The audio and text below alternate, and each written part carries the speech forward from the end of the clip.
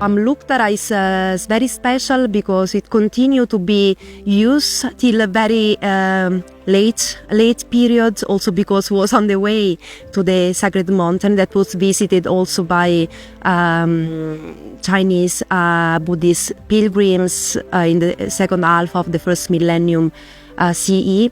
You can see the bed of the Swat River, how enormous it is, and you can also imagine all those travelers, because of course we know this is a part of the Silk Road. A very warm hospitality here in Swat, professionality, trust. The first time I came here, so I really feel this is my second home now. Okay. I can't be, far from Pakistan for more than 6 months. It's really overwhelming. I mean, you can't go anywhere without ancient ruins and stupas that are all taken impressively well care of by the Department of Archaeology and by the Italian mission. Why these people choose Swat, especially the past civilization that have been developed here in Swat?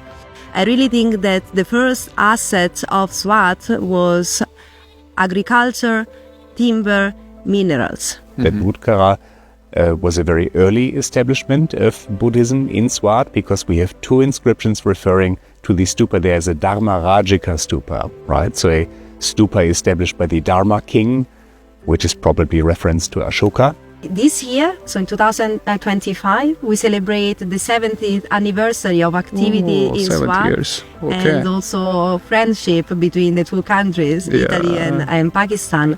The potential is, of course, immense for tourism. And we just need to look around at the scenic beauty, the history. There is a lot that can be done to attract larger numbers of tourists. I mean, there's all sorts of infrastructure and, improvements that can be made. I'm very glad that now the directorate decided to enlarge the excavation, because this must be like a real monastic settlement. So a very complex one, and there are other structures around. And it is a very important site because it's located along the path that lead to the Lam. Yes. Up there. Yeah.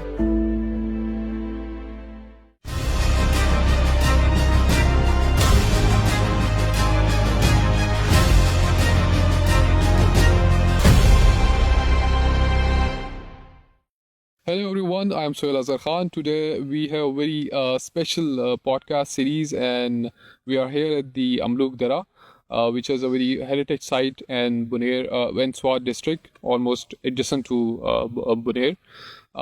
We have a very distinguished guest, very special guest from some foreign countries, and we would like to talk to them about their experience here in Pakistan. They have visited different places, heritage sites, specifically in Swat and Khyber Pakhtunkhwa. So we'll be talking to them about their experience and Swat and Khyber Pakhtunkhwa. To thank you everyone for giving me a time. I don't know much about you guys all. I just arrived here, so I just know the first name. So it's really good that if you each of you introduce yourself. So that would be great. Starting from you, please. Okay, sure. So my name is Elisa Iori. I'm the Deputy Director of the Ismeo Foskari Italian Archaeological Mission in Pakistan, and I'm Assistant Professor at the University of Venice, Ca' Foscari, and I'm an archaeologist. So my main interests are urban archaeology and archaeology of religion, with a special focus on Swat Buddhism. That's really great. So from how much time you are here in Swat? I've been working here in Swat now for almost 10 years. So my first time was in 2014 when I started my PhD in Italy. So I did my PhD research here on Swat. Okay, that's really great. We can, talk to you a lot about Swat. Yeah, sure. It's a pleasure. So, Stephen. Yeah. So my name is Stefan Baums, and I'm from the University of Munich in Germany and the Bavarian Academy of Sciences, and I'm the lead researcher of a project on ancient Buddhist manuscripts from Gandhara.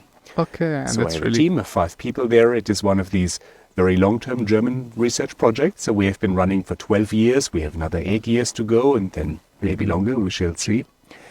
And so we're working on manuscripts from the 1st, 2nd century from Buddhist monasteries from somewhere in Gandhara. The find spot is not entirely clear, maybe here, maybe Afghanistan. And in addition to this, I work a lot on Buddhist and other inscriptions from Gandhara and Kharosthi script, Brahmi script. All right. And I am the epigraphist for the Italian Archaeological Mission, which is what first brought me actually to Pakistan. So I've been coming for 2 years now. Okay. So I've actually been the epigraphist for about 10 years. And at some point, they started teasing me about never having been here. So 2 years ago I first visited. Yeah, that's really great to know. And this is my 4th visit now. So now I come Okay. very regularly to Okay, you Pakistan. have done a lot of work and you're doing a lot. So, what about you? My name is Desi Vendova. I'm from the Museum of Fine Arts in Boston. I'm a Buddhism public scholar there, funded by the Robert Ho Foundation. I research the life of the Buddha.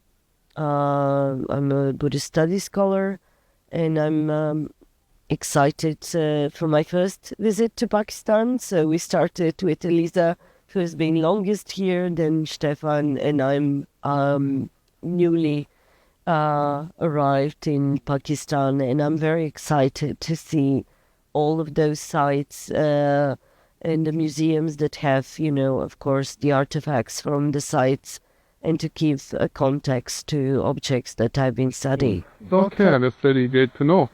Starting from you, Stephen. Yes. When did you arrive? How was your first visit to Pakistan? And what kind of thoughts do you have earlier in your own country? And when you come here, what did you find here? So I've been studying Gandhara for a very long time. So I started in Germany and did my MA in the UK, and then my PhD in the US. So I spent 10 years in the US. My PhD is from the University of Washington, which at the time was the center in the world for Kharosthi, studies. And when I joined the University of Washington was in 2002, right? So the previous generation of students, they had regularly visited Pakistan with their teacher, and then it seemed it was maybe a little dangerous, maybe you shouldn't go anymore, and this was implanted, in my head, Okay. So I was very reluctant to visit, unfortunately, I have to say now, of course. And so it took a very long time, until I finally came. And as I said, working, with the Italian Archaeological Mission, of course, at some point I had to come. And so in 2023, I just bought a ticket. I came here. Luca and Elisa, right, were both here at the time and welcomed me. So I was staying with them in the Italian mission.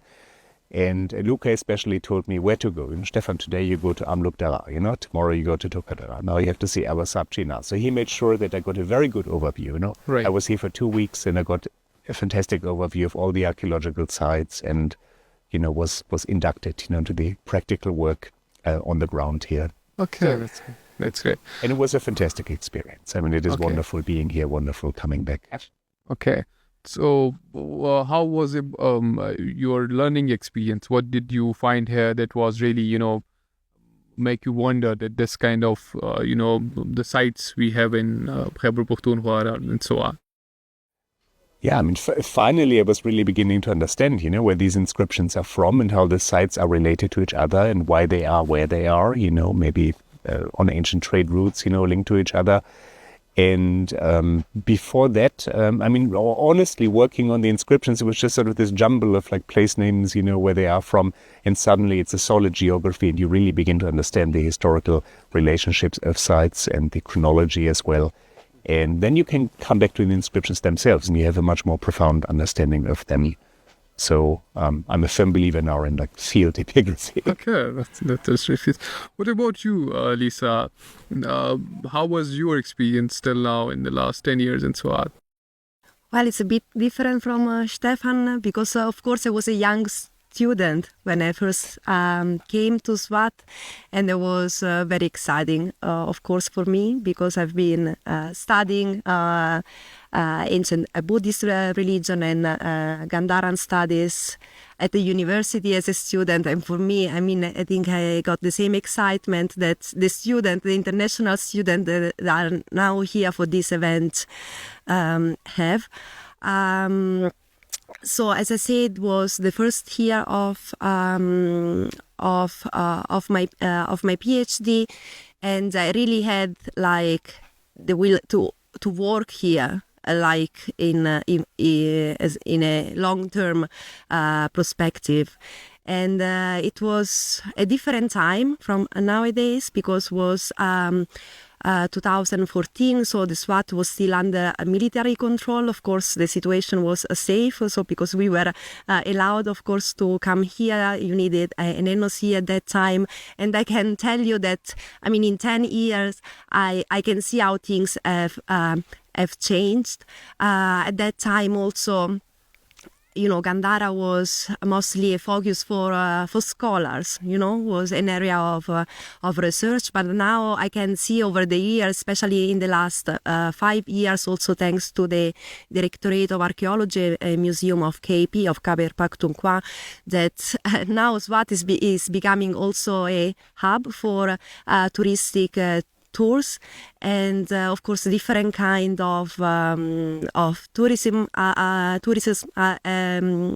developing here, and I'm very glad that to share to share this with like a larger international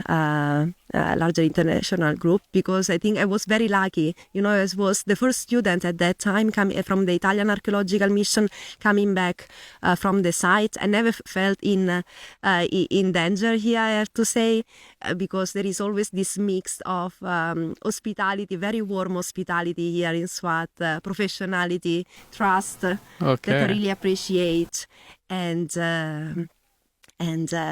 this has been like this since the first time I came here. So I really feel this is my second home now. Okay. I can't be, far from Pakistan for more than 6 months.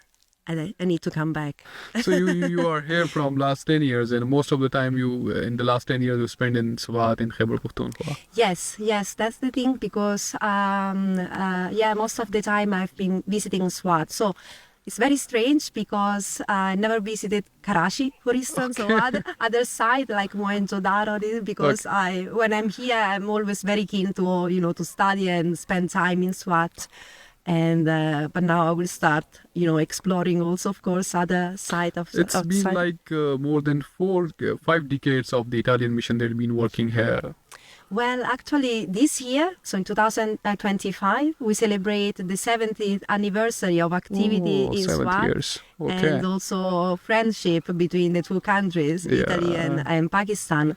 So we will also celebrate the event in Pakistan, of course, with the embassy and the Pakistani authorities, and then in Italy, of course. Definitely. So I'm very glad to be present, to be part of this. It's really an achievement having past events in this region of, it was in a crisis, and still the missions goes on till now, and have, work along with the Khyber Pakhtunkhwa government. It's really, an achievement, and I think it's a really big celebration that yes, coming. it is. So when did you plan to come to Pakistan, and what kind of thoughts you have been when you are in your own country? What were you thinking about Swat or Pakistan? Well, I've been actually really wanting to come to Pakistan, but because like Stefan, I had the impression that it's probably not safe to travel. I didn't come for my dissertation research, so I had to use only photographs and images and read, reports. And but the first time this current journey kind of started to come together was in March last year. There was a one-day symposium dedicated to Gandhara at Harvard University, which I attended, and then kind of the germination of this idea, let's come this winter, a group of scholars and students, and I was very excited to hear that, and I really wanted to join if I could. So it came to happen, so I'm very excited. And after our seminar is finished, I will also go to Lahore, and from Lahore to Karachi as well, because, of course, Lahore has a very important Gandharan art collection in the museum, And then in Karachi, there is also a Gandhara art gallery that I would like to visit. Okay, that's really great to know. Stephen, how was you have been here from last 2 years, right? You are being visiting Pakistan. So how do you see the richness of the heritage of Pakistan and specifically Khyber Pakhtunkhwa? Oh, it is really overwhelming. I mean, you can't go anywhere without ancient ruins and stupas that are all taken impressively well care of by the Department of Archaeology and by the Italian mission together. And you see that, especially in Swat, it's a very rich Buddhist heritage that is on the ground. I mean, we've also gone to other places, of course. So on this trip, we have visited Takhti Bai, and Shabaskari and so on. So there are other sites, but Swat is really special as far as I can tell, not being archaeologist, just in the density, in which Buddhism flourished here.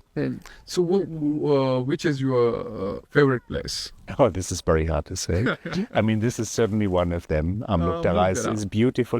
I like sites that have a beautiful natural setting, So this one and Abasab China, of course, is another one that is absolutely scenic and, Oh, that's really great. otherworldly, there's a certain romance, attached to visiting these places. Of course, we are scholars and, we are supposed to be dry, but, we're allowed to have our emotions sometimes. And, this is just, romantic, and it transports you back, into how it might have been 2,000 years ago. So it's really important for an archaeologist that the sites have been preserved properly, Yes. And to take care of it. How do you see the work of Khyber Pakhtunkhwa government? And there are different sites that have been preserved till now. So how do you see that? How did you experience that? Yeah, they're doing wonderful work. They are taking extremely good care under sometimes not very easy circumstances, So equipment is somewhat limited. I understand that they can use here. And still everything is wonderfully well maintained and and being made available to the public. So my understanding is there is always this shared interest in preservation, but also granting access, to both the Pakistani public and the foreign public, which is necessary. This is an integrated program, for the long-term preservation. Of course, you need to create and maintain interest in the public here and worldwide in these sites. So they're doing a wonderful job in this. And I think on this trip in the last 10 days, we've gotten quite a bit of insight, to how everything is organized here and how the different bodies involved, in this preservation work together. And it all seems to be a very, very amicable and friendly and very well-oiled machine, functioning for the preservation of heritage and Swat. This preservation work has been going for a lot of time, and now these sites are being preserved. How do you see, Lisa, that can you tell us more about this site specifically? That it's being, when I came here, I think 4 or 5 years ago, this site was not that much, explored. The additional site that has been explored recently. So how much did you work here in this area? So you can tell us more about this specifically work that the government has been done here. Okay, so we are in Amluk Dara. Amluk Dara is one of the largest Buddhist complex that we have, and I'm very glad that now the directorate decided to enlarge the excavation, because this must be like a real monastic settlement. So a very complex one, and there are other structures around, and it is a very important site because it's located along the path that lead to the Lam. Yes. Up there. Yeah. That, as you know, is the sacred mountain since as far as we know, since early historic time. So since at least we have evidence, textual evidence for this since the end of the 4th century BCE. And so Amluk Dara is very special because it continued to be used till a very late period, also because it was on the way to the sacred mountain that was visited also by Chinese Buddhist pilgrims in the second half of the first millennium CE. So the excavation at Amluk Dara started within the frame of the ACT project. I don't know if you have ever heard of this. So it's a project that started in 2011. So immediately after this crisis that we had in Pakistan, so the full name was Archaeology Community Tourism Field to School Project. It was co-directed by Dr. Abdul Samad, so the director of the directorate, and Luca Mario Olivieri, who is the director of the Italian Archaeological Mission. And Amluk Dara was one of the sites involved in this project. So it was like a site excavated with the aim of doing also training for the local student and the local community. So a small part was exposed at that time, and immediately was clear. I mean, it was clear even before the excavation, because the dome was already, of the stupa was already visible. But it was an important excavation that I think ended in 2014. So before I arrived, so I never excavated in Amluk Dara, I have to say. But it was also a moment when so everyone realized that the archaeological heritage of Swat was in danger, because they found a lot of tunnels and pits excavated by smuggler, and Amluk Dara was also part of this. I mean, archaeology always goes with conservation activities. The two things must go together. So archaeology, conservation, and kind of musealization, or open air musealization. And yes, Amluk Dara was one of these projects, and now more recently the Directorate of Archaeology and Museum have extended the excavation, so you can see a larger area now exposed. The first day exposed this Indushai structure that you see at our back, that it's very interesting. So we are talking about the 8th century CE, so much later than the Buddhist period, but it's very interesting that they constructed a structure very close to the stupa. And now in the until a few weeks back, I think they were excavating here, so they are extending the area in front of the stupa, where there are many other Buddhist structure to be exposed. Then it will be the time for the monasteries. So there is a lot of work to do, and I'm also very glad that the result of this excavation published very quickly by the department, because knowledge sharing is also a very important part. It's a duty for the archaeologists, not something that should remain you have to document each and everything that you explored. It's really, it's essential work. Yes. It's not like that you have to explore and then you have to leave. You have to document it. It's really a difficult task to do the documentation and all. Yes, I talked about it to Luca, so he, very well explained the process.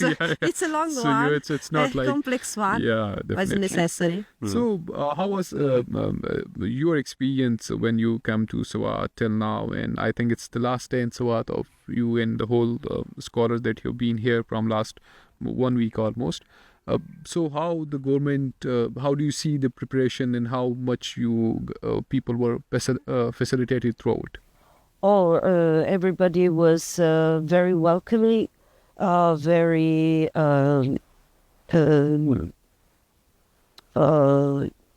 organized very well.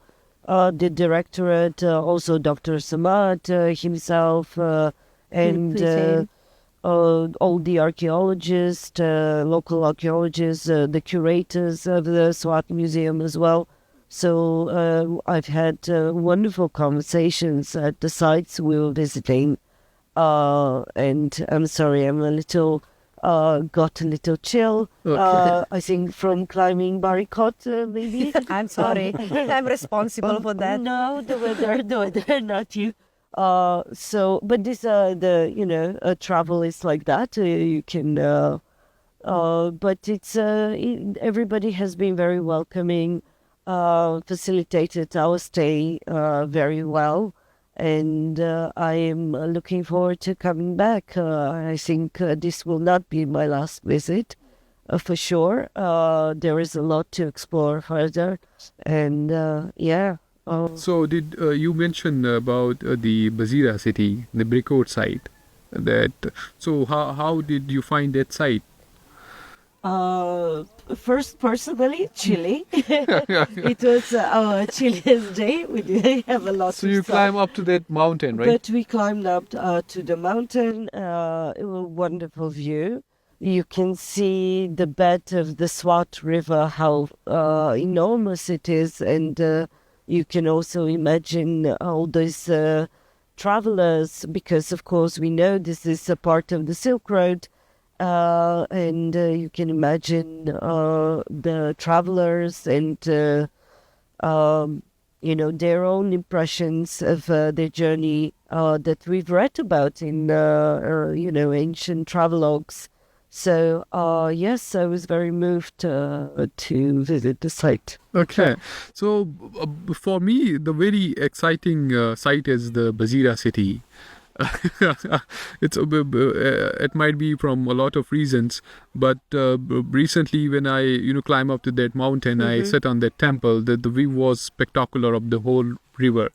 So how do you see the importance of Basira city, Lisa, and how much it was preserved, and how much that site has an importance, and the richness of the heritage of Swat or Khyber Pakhtunkhwa? So, of course, it's also my favorite site. Okay. Mine too. We all agreed. And Barikot is important for many reasons. And first of all, we have is one of the few sites that is mentioned in text.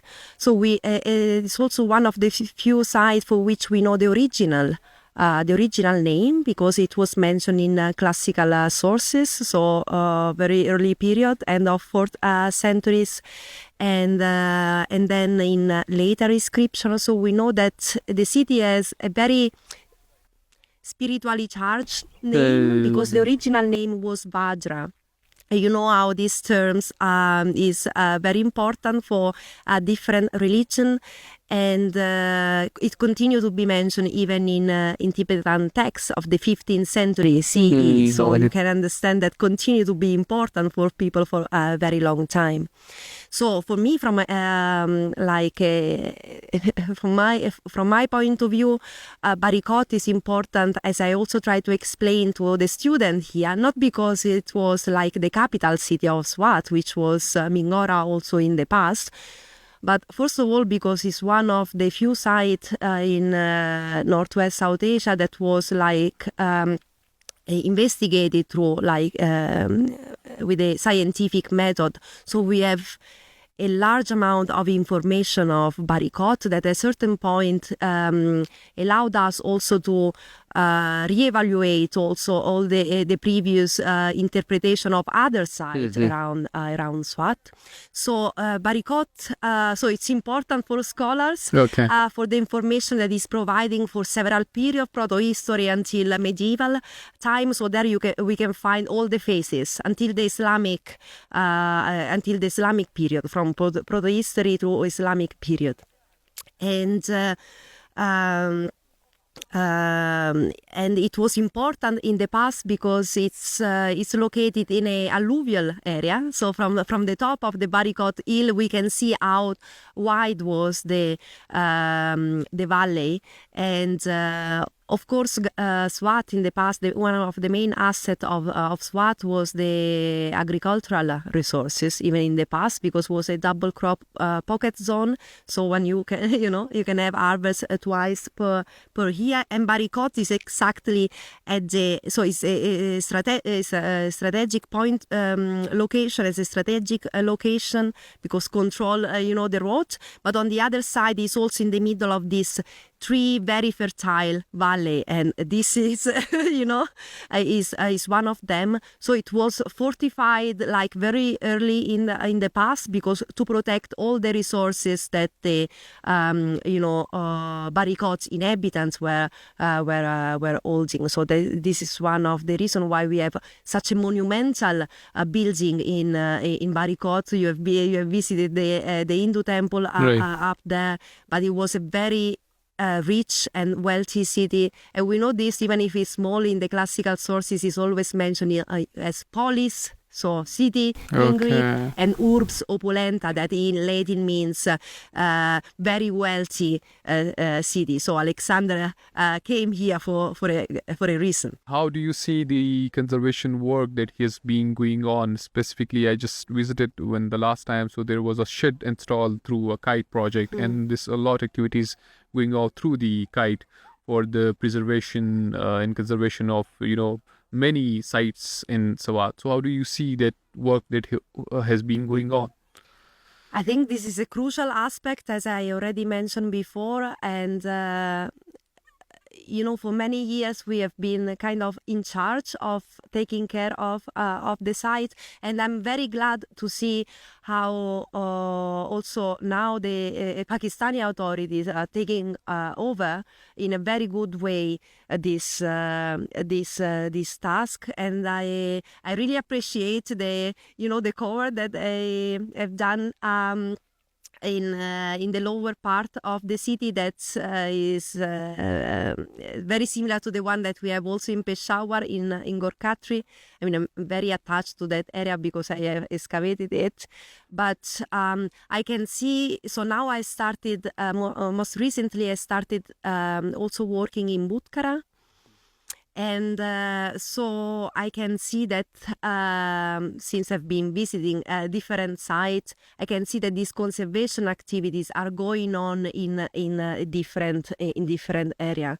And I mean, this of course, as I was saying, is crucial, because especially during, after the monsoon season, structure can be very, very damaged, and apart from this conservation, another important aspect that for instance, the Directorate of Archaeology Museum of KP is considering is the endangered heritage, because we still have sites that are endangered, that were be neglected in the past, simply because scholars like us were not much, and others were not much interested. And I really like to see how they always look for improvement in also the technique and the methodology used in conservation. So, and these also coverings are not just they combine conservation with musealization and an aesthetic touch. I will say that I appreciate. So I really like the combination of these things that are going on not only in Barikot but in several other areas, Butkara included. The museum also include as an historical building. So Right. We will talk about the museum. Did you visit recently the Gandhara Stupa and the another Zalagi Stupa in this visit in the last 2 days? Yeah, we visited Gandhara Stupa. So how did you find that two places, the two stupas? I mean, Gandhara is very impressive, very large. This was my first visit actually to Gandhara. Okay. It was very nice to see how it is also the center of local life there. The children, play football around it, and it's just this presence for everybody who lives there. It's this easy acceptance, of the Buddhist past, and it defines what home, means for them. So that's very interesting. It's a very special stupa, I'm told, which you can really only see when you have a drone and you take a photo from above, because it has a very large room inside it. So not just a small relic chamber as usual, but there was some larger, a room in it, and we don't know, I suppose, what was inside that. Well, for sure, it indicates as like very special religious practices were attached to the Gandhara Stupa, because this is very special features that we don't find in I mean, in Swat, I think this is the only one that have this kind of features. And from the textual sources, we know about all these Buddhist festivals that were going on in the past, during which relics of the Buddha were taken out. And of course, you cannot do this in stupa like Amluk Dara because you have to destroy the dome. While in Shingarda there was a specific room for that, so this could be also connected to giving the possibility to open the stupa, collect. It's very interesting site, Shingarda. Okay. Yeah. We must pay attention to the. And so, how do you see the strategic points that these stupas have been built around? Now we have seen the conservation work that's been done through the kite projects, and now already the work is going on the last 4 to 5 sites, and so how do you see the strategic point of building these stupas? If you see this Amluk Dara site and you sit on the side of it and you just compare it with the the Ilam mountain, and then you go through the sunlight and see the whole scenic valley and how it was built. So how do you see that the strategic points of building these stupas on different sites and so on? So how did you experience this? How do you talk about it? I really like this question because I think it's crucial to contextualize the spatial distribution of this site in the landscape. So according to the distribution of the site, we can also identify the different categories of Buddhist complexes. So we have like Amluk Dara and other sites like mostly Tokardara and Kanderai or Kanjarkote. There are different ways to define that place are really monastic settlements. So very complex area that include also hydraulic infrastructure that were used for dam and convey water to the valley. So they were probably also center of other kind of monastic activities, also like production of, inshallah, one day we will find it out, production of texts that were very complex sites. They are always located at the edge of the fertile land. So this kind of big settlement, monastic settlement, they were controlling the production of the agricultural production. And then we have other sites that are very different. Okay. Other are located along very important road, and Amluk Dara combine these two aspects, being a monastic settlement on one side and being on the main way that lead to the sacred mountain, as I mentioned. Other are through mountain passes, so like Amluk, Chinabara, that are in another valley, so they are very far from like the urban life, I will say, because they are located really in a very kind of inaccessible area. You have to walk for Chinabara, I think 2 or 3 hours to reach the place. So we can and mostly this area are combined with the monastic cells. So we can imagine this were also area for meditation, mostly for meditation, also for monks. And then another interesting categories of in the distribution of this Buddhist complex are the so-called village stupa. So Buddhist complexes that are close to rural settlement. And then, of course, we have the monumental building in the cities that are a completely different story. Okay. So, can you tell me about when you arrived in Pakistan and specifically to Khyber Pakhtunkhwa? So there are many sites that are scattered throughout the province, and there's been, you have seen many signboards that have been installed on the motorways and the roads to navigate the tourists, and from this way you can find the richness of the heritage that is being spread throughout the region of Khyber Pakhtunkhwa. So how did you find this experience of being here in Khyber Pakhtunkhwa and having this kind of heritage that the world doesn't know about? Yes, it's been fascinating, and the sign "Welcome to Gandhara" was there, and they have distinctive color. Also, the signs, and so you can see immediately, oh, this is a sign for a landmark. Different languages, no? We noticed. Yes, Yeah. Chinese, Chinese, in Urdu, English, English. Urdu. Yeah. So I think the world does not know how rich the history here is. Not many people are aware of this important heritage, Buddhist heritage that Pakistan has. And I think it's important that this is more well known. I'm sure there'll be more visitors if they knew that. And of course, if there were facilities, even making this journey even more easy to arrange. I think there is a great potential for tourism, including religious tourism. But so not only for scholars, for us to come and visit, but the world, I don't think knows much about this important part of Pakistan's history, which I think is a pity.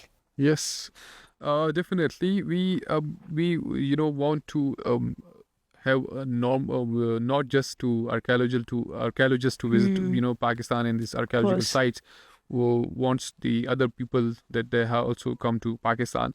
We do have a challenge of the climate change and in this region definitely, and there's been sites that have been damaged through these flooding The that flood we of recently 2022, no? Was a big one. So how do you see, Elisa, that the reason recently the work has been done through rehabilitate that sites too, and how much it's more sites are vulnerable to the climate aspect of it. So how do you see these conservation or preservation work that being going on, or that have been done through Kite project or other project that been going on along with the government of Khyber Pakhtunkhwa? So how much there is a vulnerability to the climate aspect of it, that how much places that are vulnerable to the climate changes that has been happening in this region? Yeah, unfortunately, I mean, as you said, there are many sites here that are vulnerable to this. And unfortunately, we also have to face the reality that we are not the only actors, so that we cannot change this. So because we are only, a small part of what is going on in the world. But I think what it will be, so the conservation activities were carried out after, some sites were damaged, especially, the flood of 2022 was a disaster. I mean, a lot of people died, villages were washed away, and archaeological sites were damaged, and they were promptly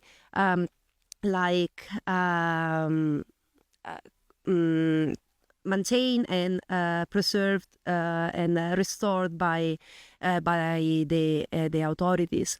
What I think it will be important is to, since we are talking about Swat as a possible hub for for tourists, is try to foster this idea of sustainable tourism that somehow take into account not only the needs of the visitors, but also the need for the environment and for the local community.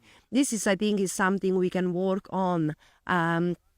I mean, of course, also with our behavior, we should not contribute to this climate change, but unfortunately there are other actors in the world that will do this for us. So, but I still think we can change some small aspect, and since and I think trying to foster this idea of sustainable tourism, I mean, will be good, because the problem is not just climate change, but it's also the pollution. So people should be aware of not, throw away plastic in the river. I mean, the river can be very polluted, and also the archaeological sites must be clean. There was also this project it's nothing to do with archaeological site, but for the preserving the mountain of Swat. This Right. is also like another important asset of this area, apart from the archaeological site, like the green tourism. And but of course, both tourists and guided sometimes don't take really care of how they left the site after their visit. Okay. And this is also very important. This is a problem, and we should be aware of this. All right. Stephen, can you tell me about the museums of Khyber Pakhtunkhwa? That how did you find them, and how much work has been done to to rebuild or develop the museums of Khyber Pakhtunkhwa? Yeah, of course. So when I visit here, one part, of course, is staying with the Italian mission and participating a little in the excavation and, work with them inside the Sharif. But the other important part for me is to go and visit as many museums as I can and try to document, because I'm an epigraphist, so in my case, document particularly inscriptions that they have, build relationships with our colleagues there, if possible, also gain access to reserve collections, and because the large majority, of the holdings of all these museums are actually not in the exhibition, but they're reserve collections. But for people like us, many of the most exciting pieces are actually there. So I've been going around to many museums. So even on my first visit, I went to Peshawar. So I've been to the Peshawar Museum, Peshawar University Museum, the museum in Lahore I visited also on my very first visit, and I look forward to going back there. The Swat Museum is very special, of course, no? Because everything in the Swat Museum is from a properly documented archaeological excavation. So if you go to these older museums like the Peshawar Museum, many things have been there for a very long time, and they have maybe been passed through several hands of several owners, and it's not exactly clear in each particular case where they were found. And this is really different in the case of the Swat Museum. So it is really a model for how a museum should be done.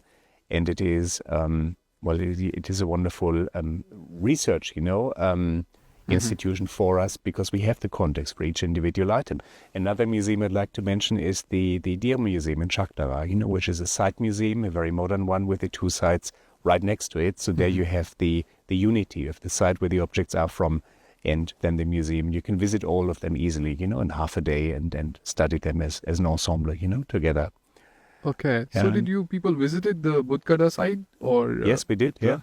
Just the other day. How much important that site has? Well, speaking again as an epigraphist, I have a particularly soft spot for Budhgara and for Barikot, because these are the two places in Swat where many inscriptions have been found. And we know that Budhgara, we know from the inscriptions that Budhgara was a very early establishment of Buddhism in Swat, because we have two inscriptions referring to the stupa. There's a Dharmarajika stupa, right? So a stupa established by the Dharma king, which is probably a reference to Ashoka. So this points back to him in the 3rd century, even though the stupa itself seems to be slightly later, but not much. But they were definitely thinking of it, as one of the original places where Buddhism was established in Swat and in Gandhara. Okay, that's great. Can you tell me, Desi, that when you have visited different places in Swat, so how was your experience, that why these people, like, in the past have chose Swat to come here? So why they choose this place?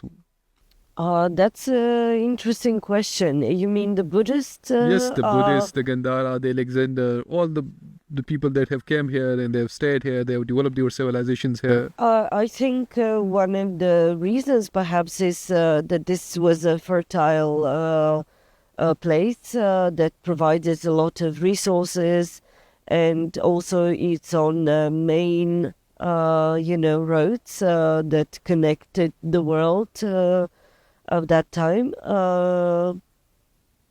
They probably felt like this is a good place to establish themselves and live.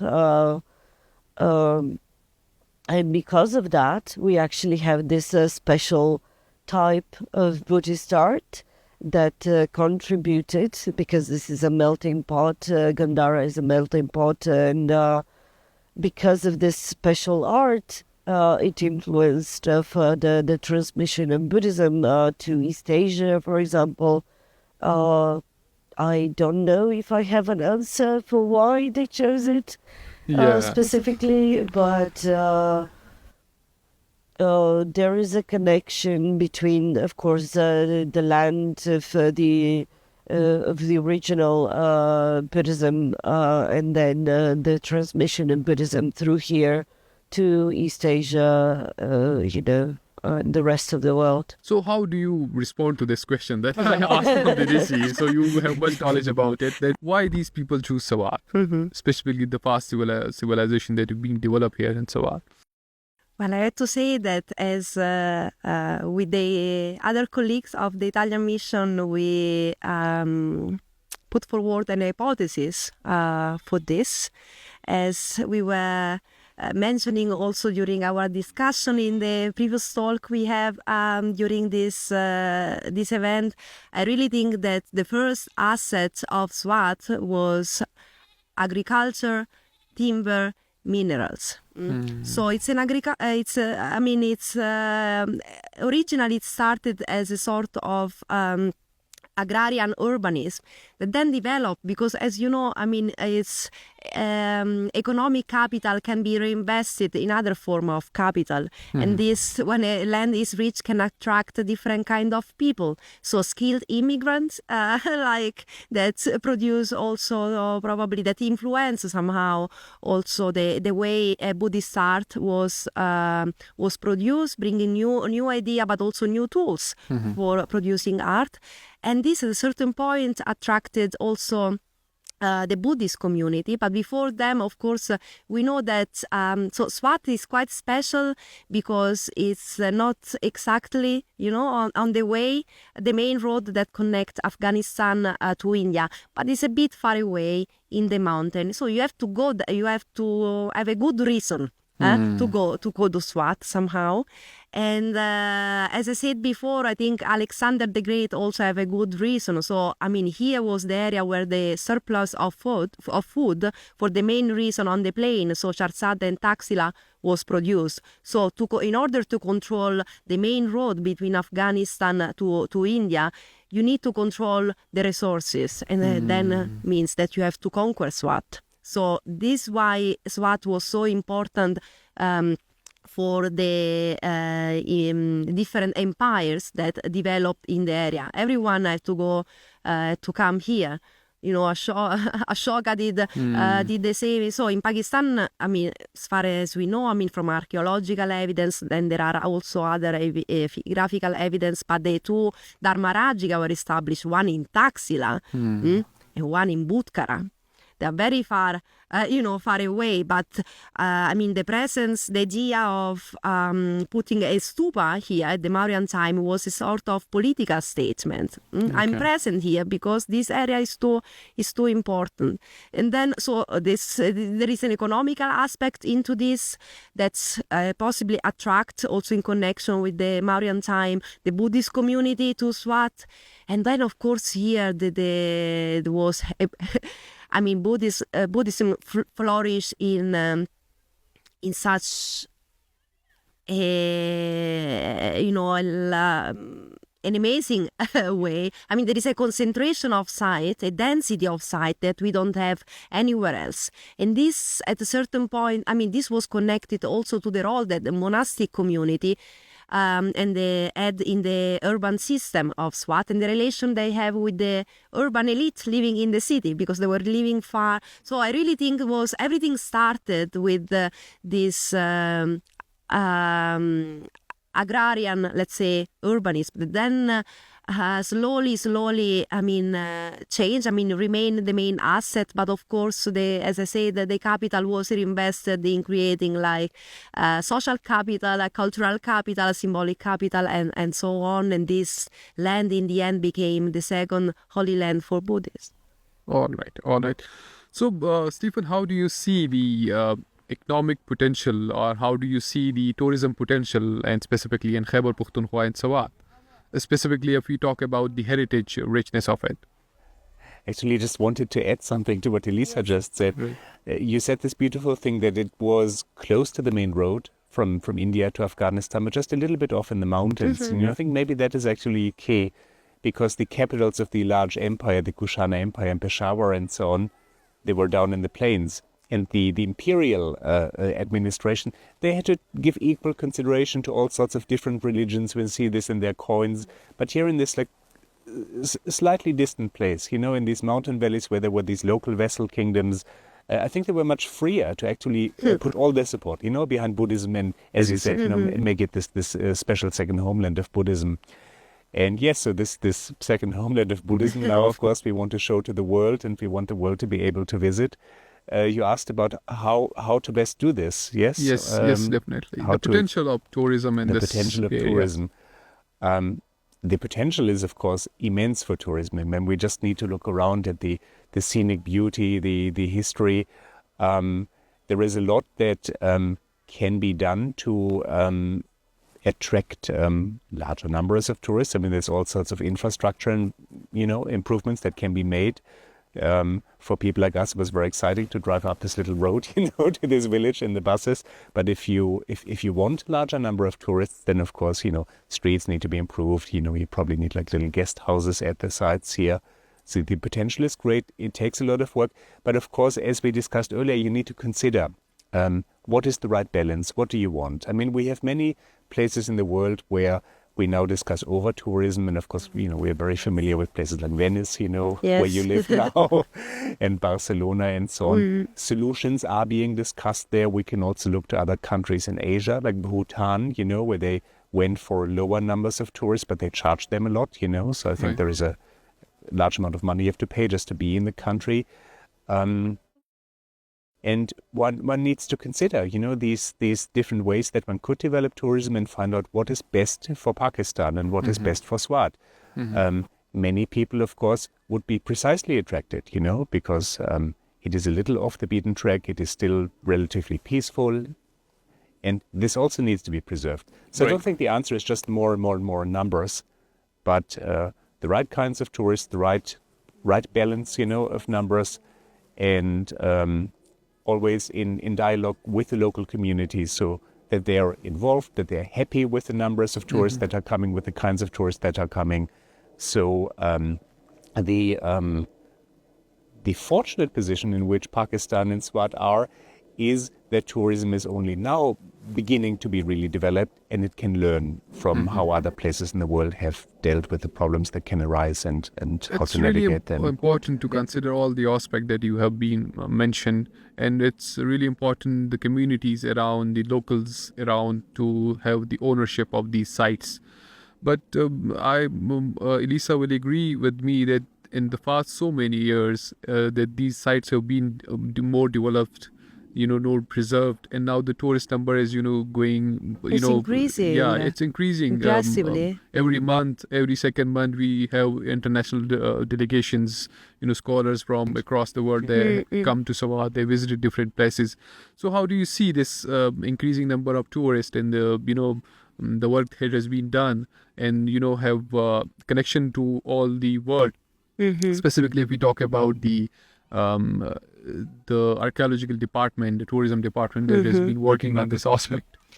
I mean, of course, I see it in a positive way. As I mentioned also before, the touristic season and the excavation season are more or less the same, spring and autumn. So I can really see when the touristic season, how many people are visiting Swat when I'm doing my excavation. I think especially last season when I was in Butkara, almost every day we have tourists visiting the sites, and it's nice. This Swat has different assets. One is the archaeological one, so there are a lot of scholars that will love to come here, but also like normal visitors or family from abroad visiting the Swat. And then there are the Buddhist community, but also the Muslim community, because we should not forget that in Swat we have the third most ancient mosque of Pakistan, which is in Udagram. And there is very interesting that the ancient mosque, Ghaznavid mosque, was rehabilitated, so can be used for prayer. Yeah. And that's a very nice combination of how to use the heritage. And then the other aspect that the authorities are considering here is this kind of green tourism. So people love mountain, people love trekking, people come working in cities in the smog really love Swat because of because of this, because of the mountain, because the fresh air. So and I can see that they are trying to work on this like 3 different lines that are that are important in the way how like religious tourism, green tourism, and archaeological one can be combined. And I think this event somehow is also an experiment in this sense, because now we are here within the frame of this winter school and seminar on Gandhara that is that's invited international students and scholars on Buddhist studies, but also religious practitioner, Buddhist practitioner, to come together and visit Swat. So somehow I think this was also like a sort of experiment that I can say is very successful. Okay, all right. So tell me, Daisy, what kind of memories you have made in Swat, and what are you taking back to your own country? What kind of experience? What to tell to your friends and colleagues there, that how was Swat, how was Khyber Pakhtunkhwa? So my experience has been great. I've met many new colleagues, made important connections, could exchange views, could experience the sites that we've only read in books. I'm looking forward to coming back, especially to study some of objects in reserve collections, revisit maybe some of the sites, visit new sites. I will definitely bring very, very fond memories, and I hope to come back again. And I will definitely, recommend to more people to, visit Pakistan, Swat, and the region, because there is a lot of work that we can do still. Definitely.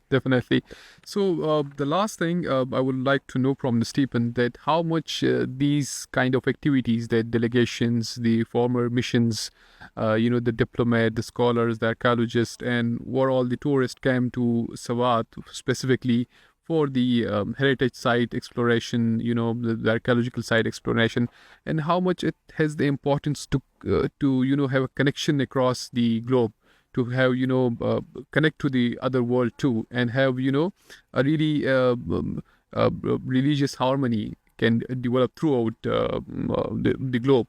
So how do you see these kind of activities that the government has been doing to facilitate these tourists and all? That is a very broad question. I think the government, as Elisa also mentioned, is very, very skillfully pursuing different approaches to accommodate and to attract and to make happy, and leave with smiling faces different kinds of visitors. And I think this has been very successful. We have kinds of tourism we haven't mentioned yet, like hiking tourism, of course, like whitewater rafting, skiing, and so on. These things also exist and I gather are very popular. I have been able to visit religious, Buddhist, sort of pilgrimage tourists. So we have one Buddhist monastic with us now, who's from Taiwan. I was last year in Pakistan at a conference in Islamabad, followed by a tour to many of the sites we're visiting now too. And there were many delegates from Sri Lanka, for instance, monastics. Okay. And they also left very, very happy. One of them said, my wife told me to be very careful in Pakistan, so we don't know what it is like and so on. But even on the second day, he was just like happy and smiling. And I can see what a very special experience it is for Buddhists from other part of Asia to visit these sites that like we, but in a different way, they know as kind of holy land, as from books, as like sacred lore. And then there in them, and it's a transformative experience, even for seasoned Buddhist, practitioners as well. So so I think the heritage of Pakistan and Swat and is being transmitted and broadcast into the world in a very successful way, and people come here. And I think they leave very happy and they leave very satisfied. And I think by and large, I've only had positive feedback from everybody in this group. So any expectations that they may have had have been both met and actually transcended. And I think many of them do wish to come back, and we've That's made really great. many happy memories here. All right. So the last question, Lisa. So how much do you the Italian mission have done a lot of work here, and how do you see in the coming years? What kind of plans do you people have, the archaeologists have in Swat, to go further, to explore, to preserve the more heritage sites? So what are your plannings up to in the coming years? Yes. So actually this year we start a new 3-year project in collaboration with the Directorate of Archaeology Museum. Perhaps I can mention this is financed with 3 million euro.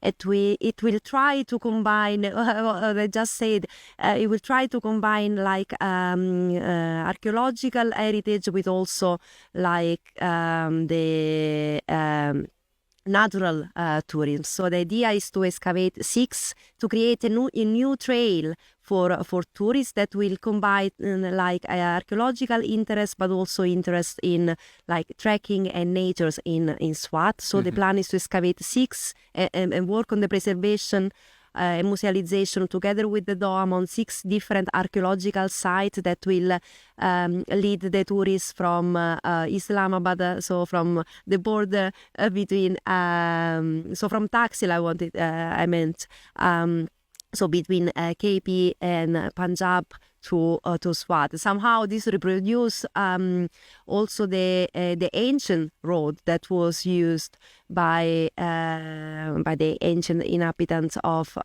this area. So I'm very excited about this, because this will be for me at least, so for my personal experience, will be the 3rd big project carried out together with the Dome.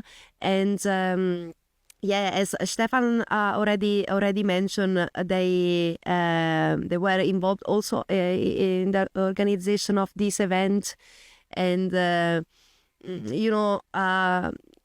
sometimes in other country we have also the feelings that authority deal with with people in a different way. But I really like that the directorate somehow try to reproduce in the authorities those that are the main features of the SWAT area, which are this warm hospitality, safety, because I know that there is a lot of work, because we are, especially when you have big international group, this is also an aspect that they have to consider, and there was a lot of work for this that we cannot notice. No one will notice, but there is at the backstage there is a lot of work on this, and I have seen this kind of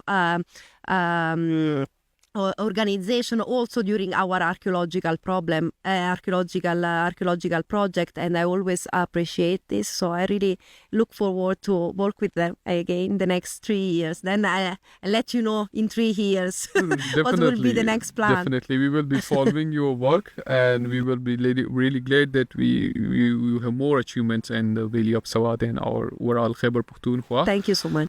Specifically, as you mentioned, for the government, it's also challenging to promote tourism and such, the conditions that the country have been passed through in the past so many years. It's very difficult for the government to, come up with the tourism side of it, to, preserve the heritage sites, and, inviting the tourists from foreign countries.